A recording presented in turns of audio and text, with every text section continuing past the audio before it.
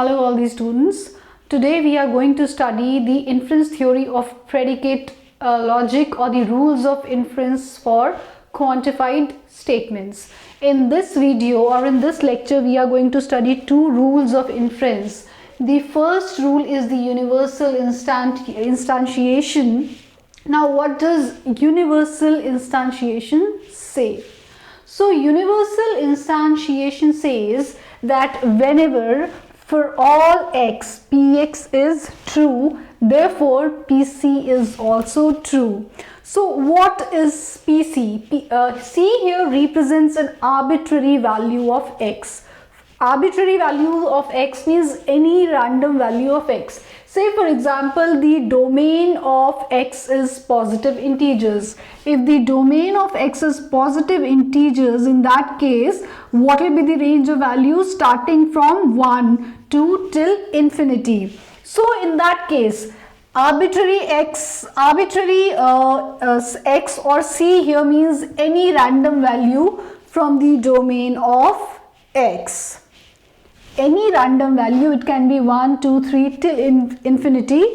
So this is the domain of x. So for all x, px means for all these values from the domain, and c means an arbitrary, pc means for an arbitrary value of x, which could be randomly any number from the domain. It could be 1, it could be 2, it could be 3. So it says when for all x from the domain of x, p of x is true, then p of c is also true, because if all the values of x are true for px, alright, that means if for all the values of x, px is true, then c, this arbitrary c or this random c is also among these values of x. So that means pc will also be true. For example, if p1 is true, p2 is true, p3 is true till infinity, that means in that case obviously if I randomly pick up 5, so 5 is this c over here. So that means if px is true for all values of x from 1 to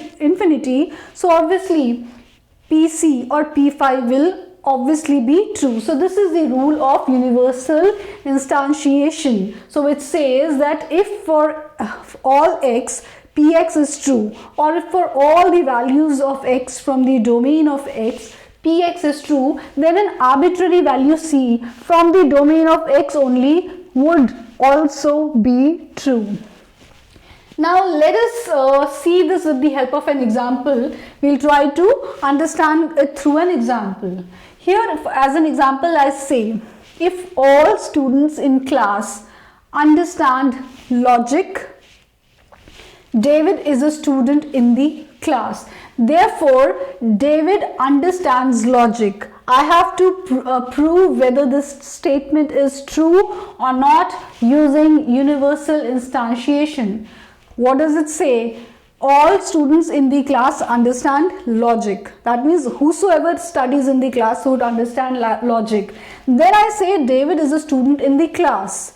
David is a student in the class. So from this I may conclude that David also understands logic.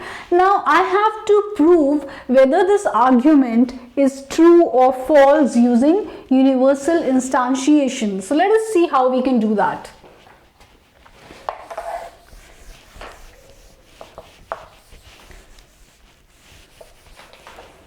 Okay, so if I assume that px denotes that x is a student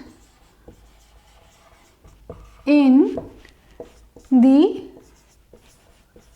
class, alright, px denotes that x is a student in the class, then I say qx denotes that x understands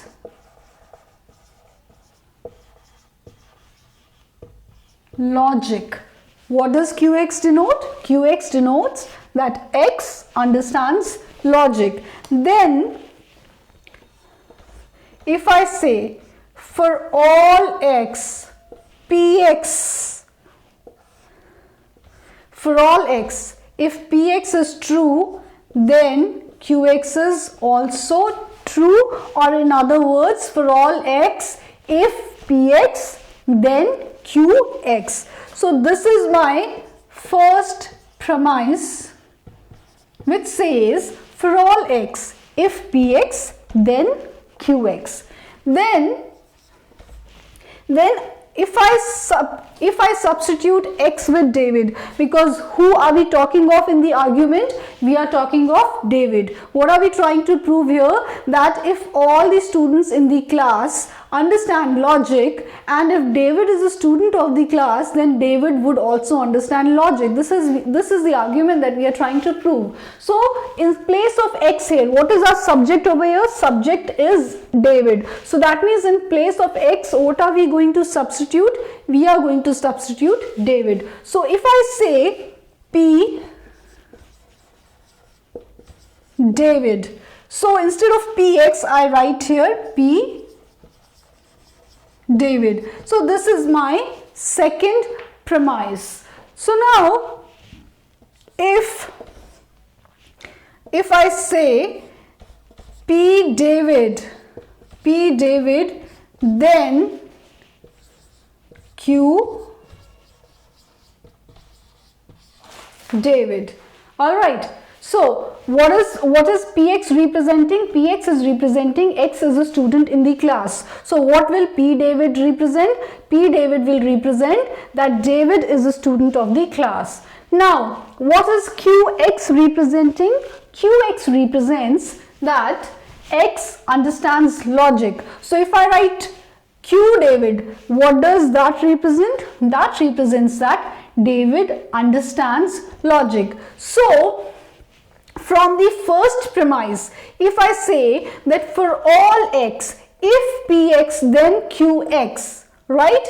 So if this is true, if for all X, if PX, then QX, then if I substitute X by David, so this would imply for this also. So that means I can say if P David, then Q David. That means if David is a student of the class, then David understands logic. So if this is true,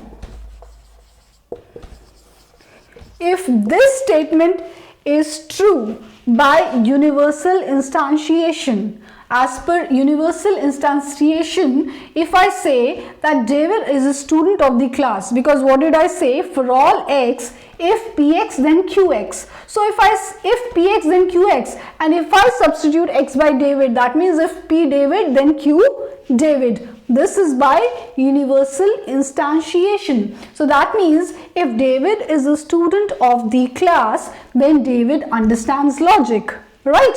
So if David, then P David, then Q David. So if this is true, then obviously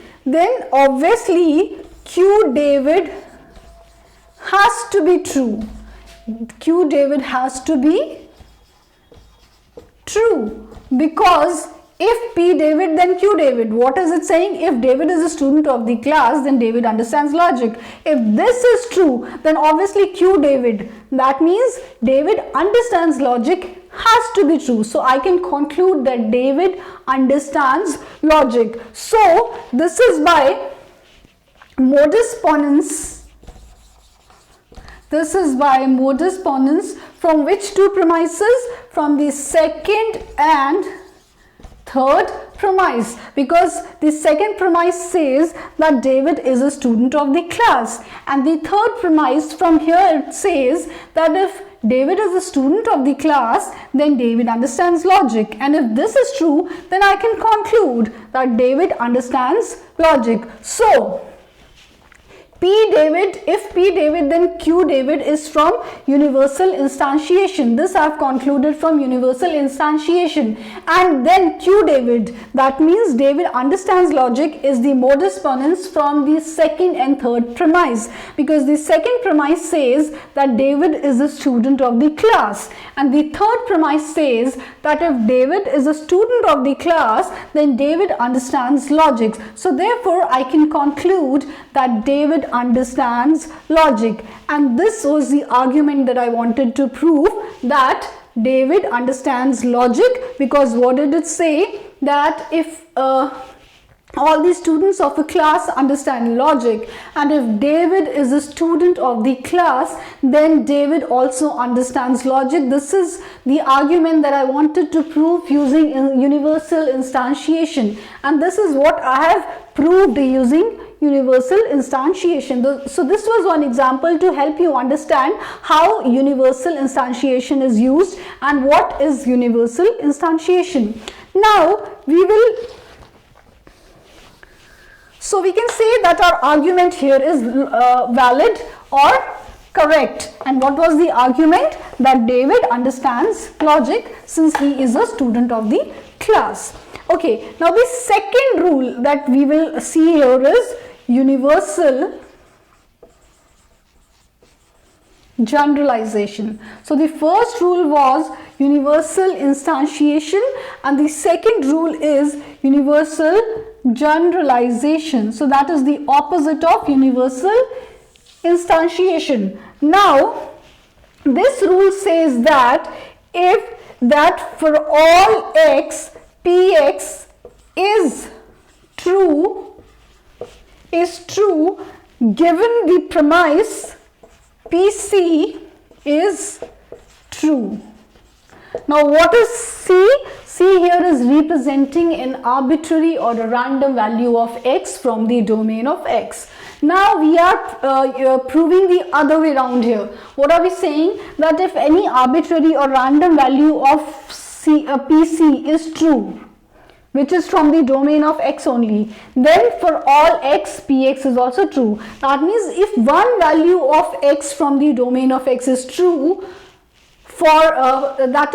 if one value of x from the domain of x, pc is true, then for all the values of x from the domain of x, px is also true. So if an arbitrary c is true, if for an arbitrary c pc is true, then for all x, px is also true. This is what we are proving in case of universal generalization. So we can write it as pc for an arbitrary c is true. If PC for an arbitrary c is true, then for all x, px is true. So in case of universal instantiation, what were we trying to prove?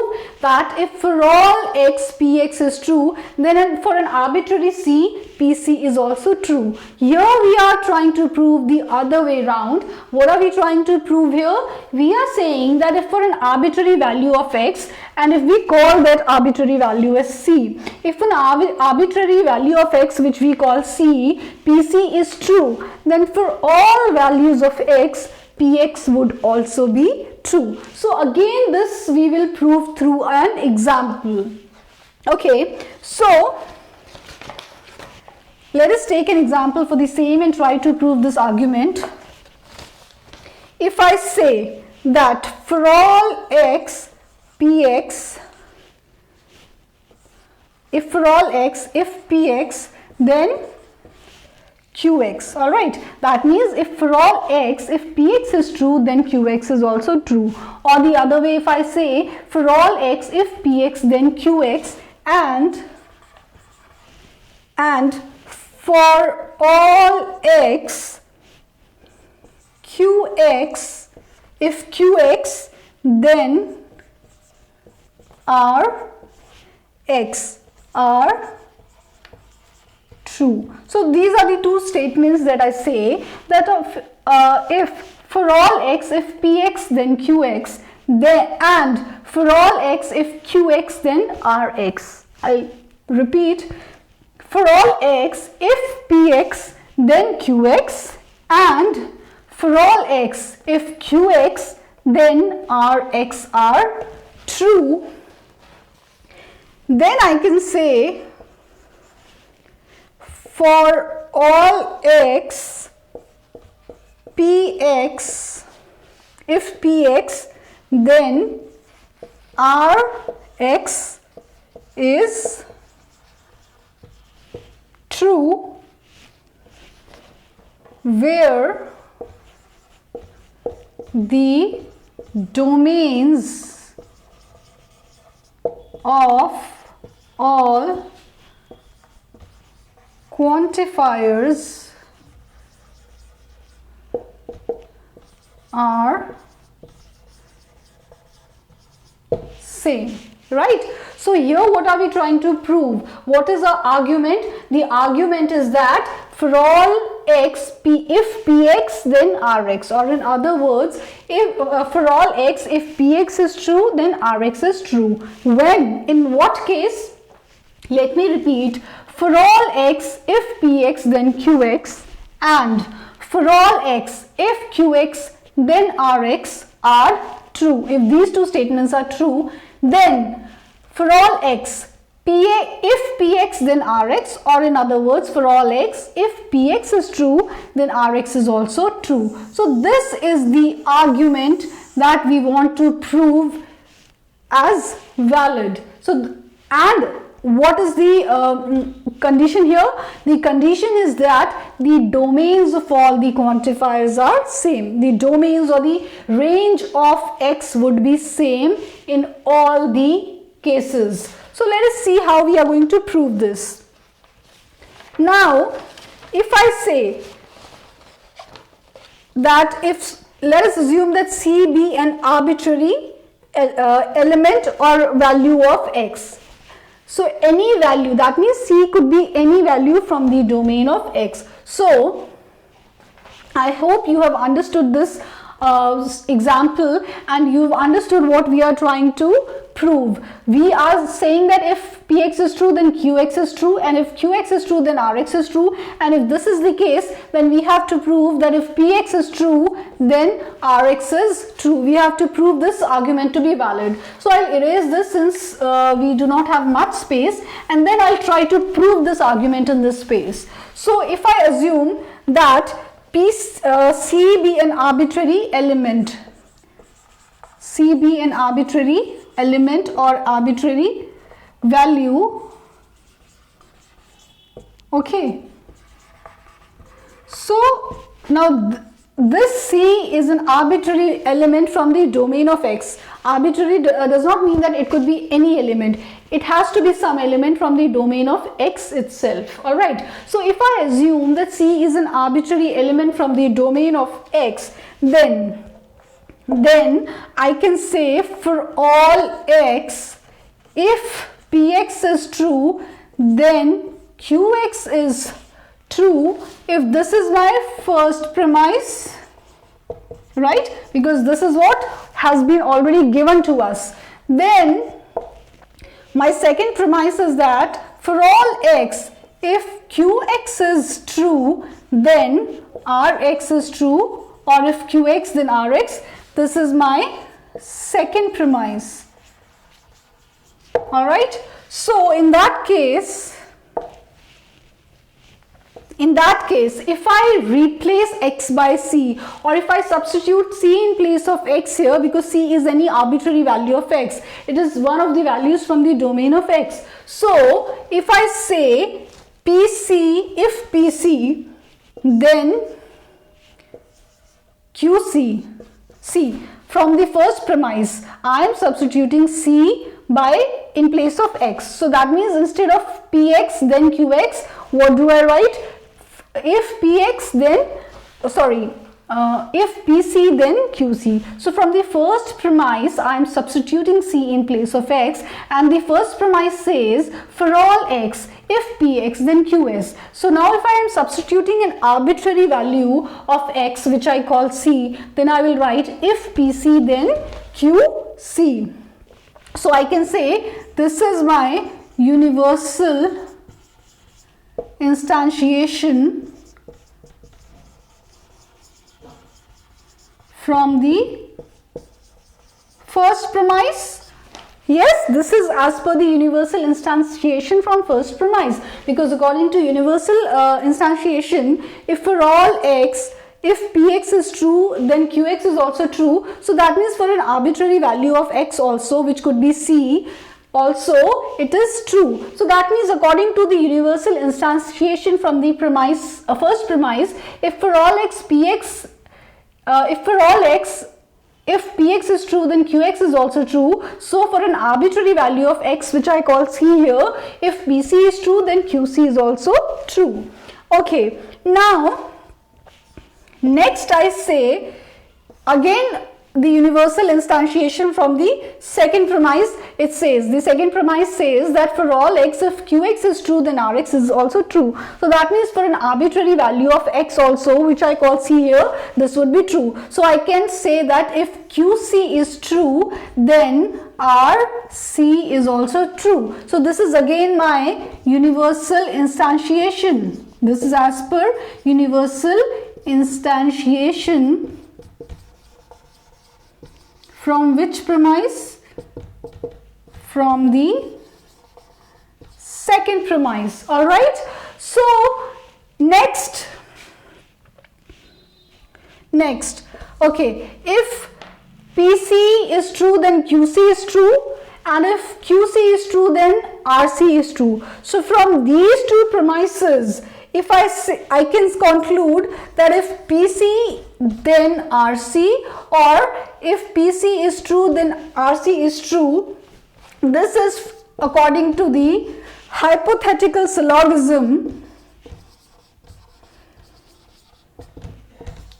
Hypothetical syllogism from which premises? From the third and fourth premise, right? So the third premise says that if Pc is true, then Qc is true, and the fourth premise says that if Qc is true, then Rc is true. So that means according as per the hypothetical syllogism, as we say that if A is friend of B and B is friend of C, then A is also friend of C. So if I assume it to be A and this to be B, and this is B and this is C, so as per the hypothetical syllogism, from the third and from the fourth premise, I can conclude that if Pc is true, then Qc is true, and if Qc is true, then Rc is true. Then if Pc is true, then Rc is also true. That means for all x,